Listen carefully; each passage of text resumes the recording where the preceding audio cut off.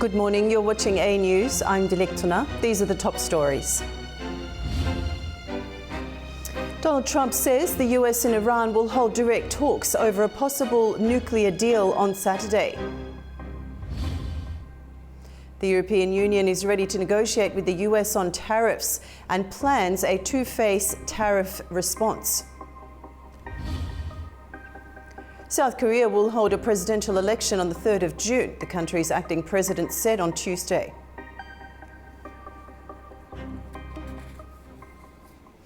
US President Donald Trump says the United States and Iran will have direct talks over Tehran's nuclear programs this weekend.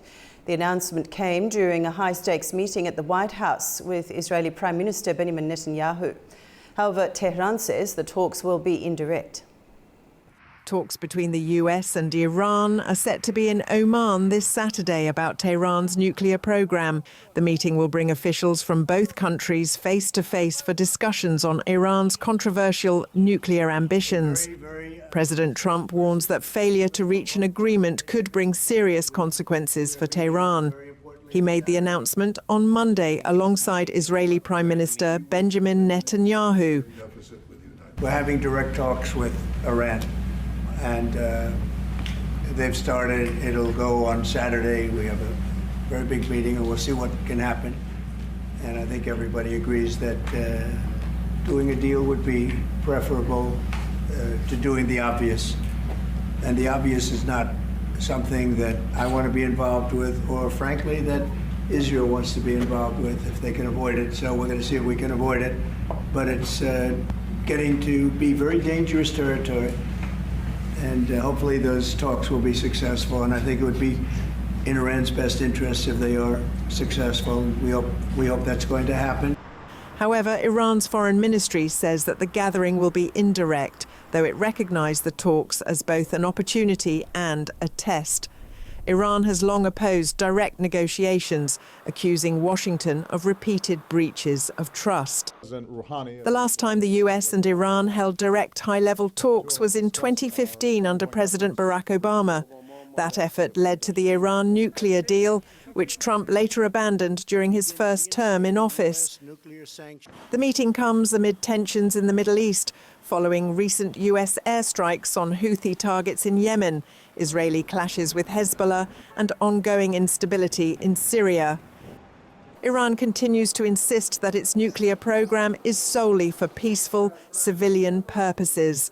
However, international observers are skeptical. The United Nations nuclear watchdog has recently warned that Iran is enriching uranium at levels dangerously close to weapons grade. US President Donald Trump met with Israeli Prime Minister Benjamin Netanyahu at the White House on Monday, where Iran was a major topic of discussion. Israel also announced it would make major changes in its trade policies with the US following President Trump's imposition of tariffs. Our correspondent Ubay Shahbandar has more from Washington. U.S. President Donald Trump met with Israeli Prime Minister Benjamin Netanyahu on Monday at the White House, where the two longtime allies discussed a number of issues of mutual interest. While speaking with the press, President Trump reiterated that he is the best friend that Israel could ever have as a president, and that the two leaders discussed concerns with Iran and its nuclear program. With Netanyahu sitting next to him, President Trump announced that he had begun direct negotiations with Iran, and that a big meeting regarding Iran was to take place on Saturday.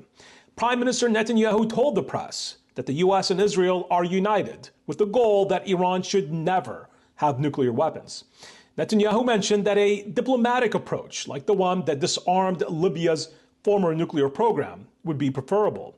Trump said that reaching a deal with Iran diplomatically would be the preferred solution to ensure that Tehran is never able to build a nuclear weapon. But the president warned if the talks aren't successful with Iran, then Iran will find itself in great danger. U.S. intelligence agencies have warned that Israel will likely attempt to strike Iran's underground nuclear program this year. The U.S. has recently bolstered Israel's air defense capabilities as tensions with Iran mount.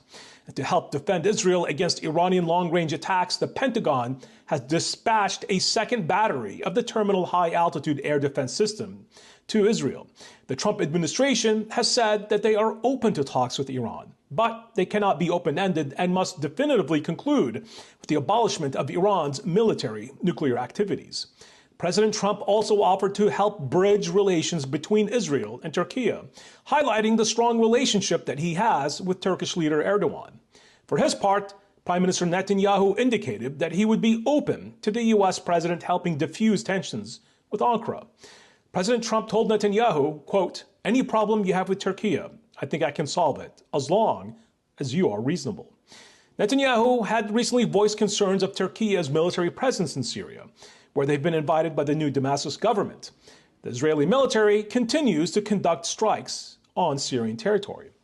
On trade, President Trump was asked whether he would reduce the 17% tariffs imposed on Israel.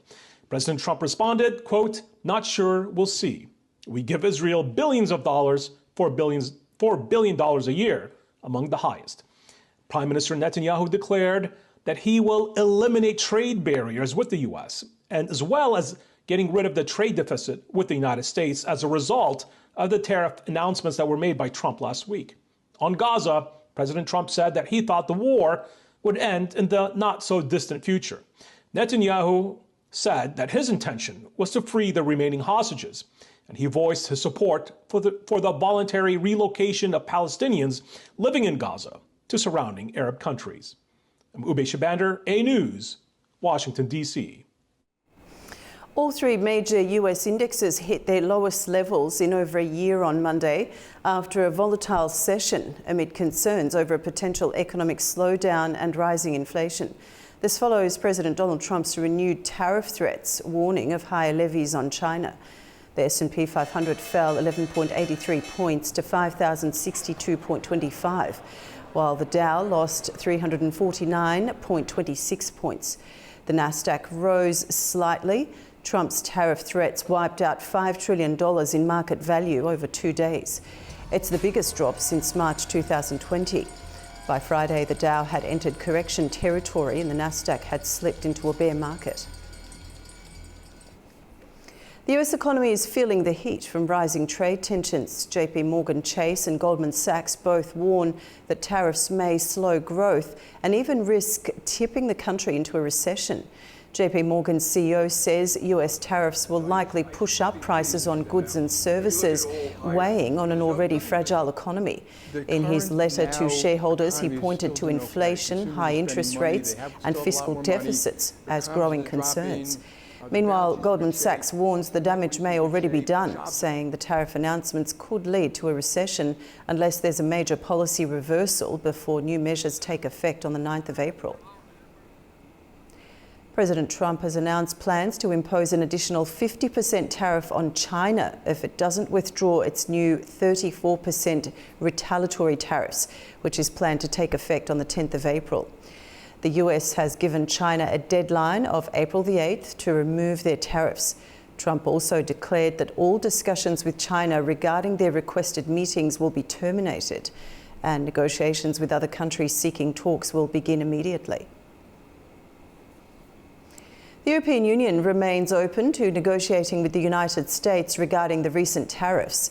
European Commission President Ursula von der Leyen said that Brussels is ready to take countermeasures. The recent US tariffs on the EU have been a key topic of discussion. In a Brussels meeting, European Commission President Ursula von der Leyen emphasised that despite the tariffs' impact on US consumers, businesses and the global economy, especially in developing countries, the EU has offered a zero-for-zero tariff deal for industrial goods, highlighting its readiness for a fair deal and openness to negotiations. She also stated that the EU is prepared to use countermeasures, including an import surveillance task force to protect against trade diversion, working closely with industry to gather evidence. Additionally, von der Leyen noted that ongoing talks aim to minimise the impact of these actions. So it's very clear that we are open for negotiations. and that in parallel we are preparing a potential list for retaliation and other measures for retaliation if this is necessary. We prefer to have a negotiated solution. The relevant partners, Maroš Šefčovič, our Trade Commissioner, and Secretary of Commerce Latnik, for example, are in very close contacts on that topic. And it is clear that negotiations have to go deep into technical details. So this has to be solved first, and then comes the next step. Von der Leyen also announced that the EU is seeking to expand trade beyond the US due to the impact of tariffs. She highlighted the EU's focus on global markets, noting the importance of regions outside the US with ongoing trade efforts in places like Mexico, Switzerland, India and Southeast Asia. To address potential market disruptions, von der Leyen explained that a new task force will monitor import surges and safeguard against trade diversion. President Trump's recent announcement of a 20% tariff on all imports from the European Union, effective April 9th, has raised concerns in Brussels. Steel, aluminium and cars will face a separate 25% rate, affecting over €380 billion in EU-made products. The European Union is bracing for a transatlantic trade showdown after the US slapped major tariffs on hundreds of billions of euros worth of European goods. Brussels says it's ready to respond.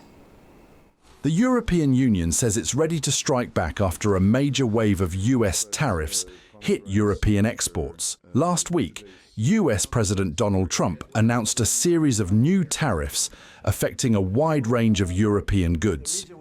In total, the tariffs impact €380 billion worth of EU exports to the United States. EU Trade Commissioner Maroš Šefčovič said that the bloc is preparing its own response. The new US tariffs cover steel, aluminium, cars, and a general 20% tax on many other products. The current trade situation with the United States, our most significant partner, is in a tough spot.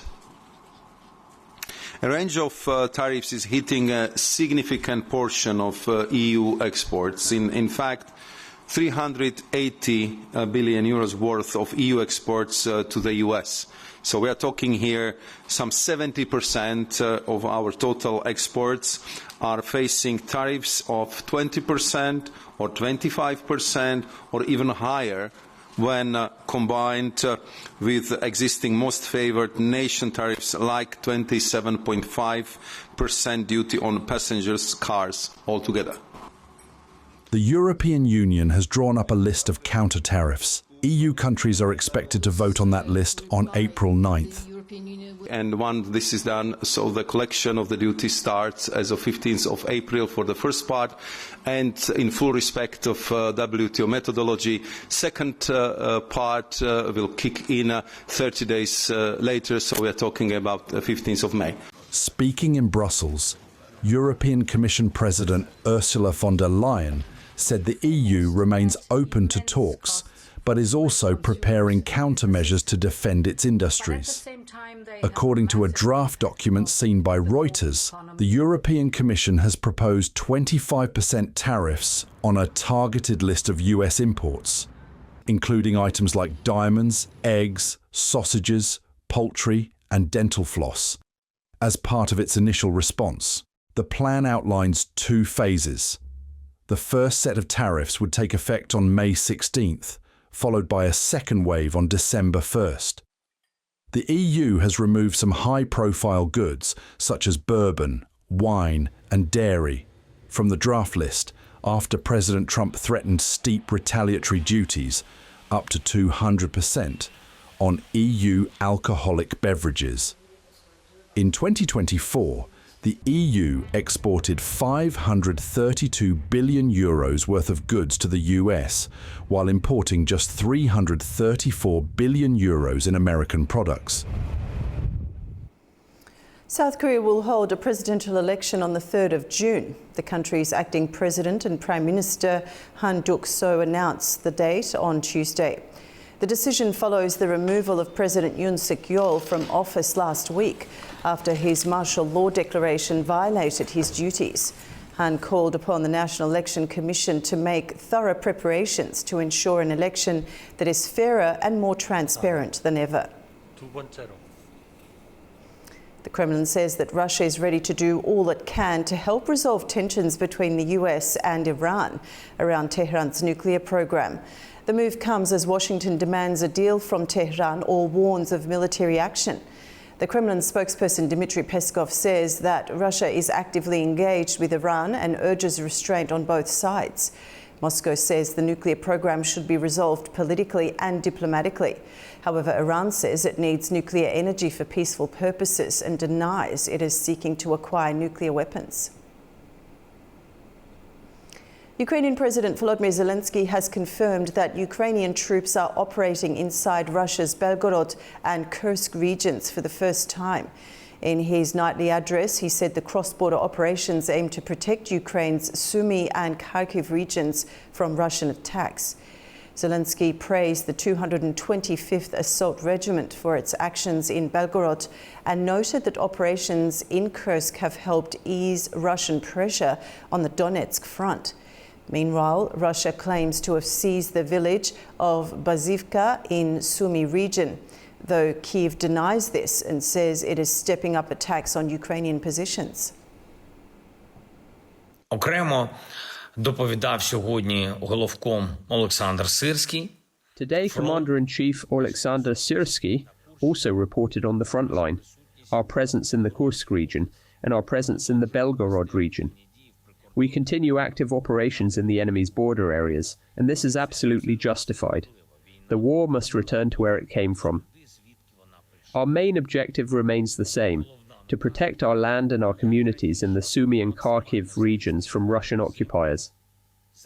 The Commander-in-Chief reported on the activity of our units along the border, in the so-called grey zone, and directly on enemy territory.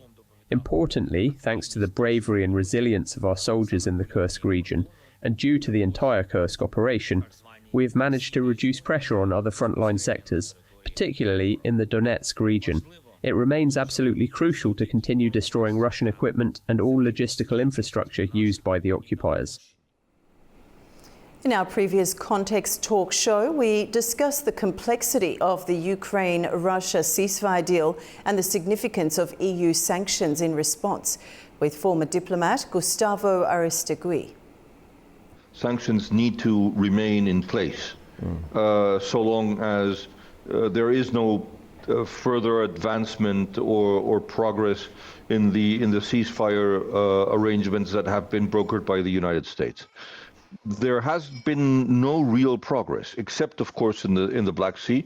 But the reason of that is because Russia has much more to lose than Ukraine. Ukraine doesn't really have naval forces in place, but Russia has one of its four major fleets in Crimea, and therefore they're trying to preserve whatever is left of that fleet, trying to rebuild its military naval forces as best they can. In any case, what I really think here is that Russia needs to understand that its future is in coordination and in peace with the West, that it could very well be part of our larger community of like-minded democracies.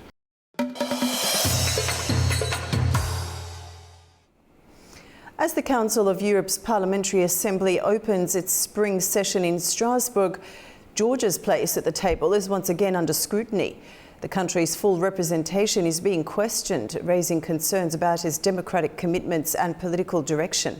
What's decided this week could mark a turning point in Georgia's relationship with European institutions.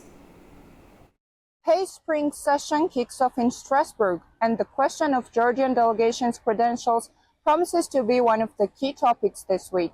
Now, all sides are set on April 10, when the Parliamentary Assembly will review its relations with Georgia. The history of contentious relations goes back to January, when the PACE granted Georgian delegation only partially recognition, citing over democratic concerns and setting conditions for the full approval, including the release of political prisoners and the guarantees for free and fair elections. The PACE argues that since then those demands have not been met, and further restrictions on Georgian delegation is on the table. If the Parliamentary Assembly decides to partially revoke or suspend delegations' rights, Georgia will join Azerbaijan as one of the only two countries without full representation in PACE.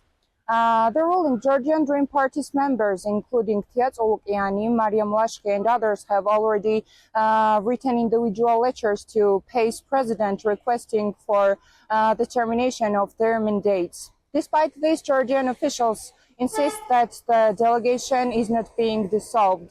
According to Nicola Samparadze, the chair of Foreign Affairs Committee, the structure remains intact, even if some members are removed. This is Nina Nicolaishvili reporting from Tbilisi, AnewZ. Hungarian energy company MVM has begun negotiations on potential investments in Azerbaijan's renewable energy sector. According to MVM's CEO, their presence in Azerbaijan initially stemmed from the Shah Deniz project, and the company is now exploring new opportunities in the country's growing green energy market.